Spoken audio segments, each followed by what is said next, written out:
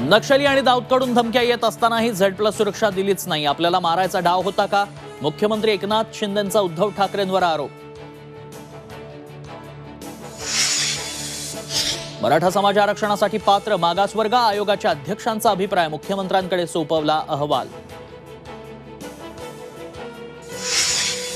आंदोलन करून जनतेची गैरसोय करू नका. जरांगेंचं मराठा समाजाला आवाहन. सगळे सोयरे कायद्याची अंमलबजावणी करेपर्यंत उपोषण सुरूच ठेवणार. सरकारला इशारा.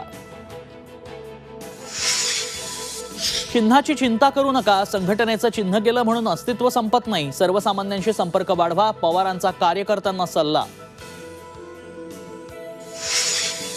गुहागरमध्ये भास्कर जाधव समर्थक आणि निलेश राणेंच्या कार्यकर्त्यांमध्ये राडा. दगडफेक प्रकरणी दोन्ही गटाच्या 300 ते 400 कार्यकर्त्यांवर गुन्हे दाखल.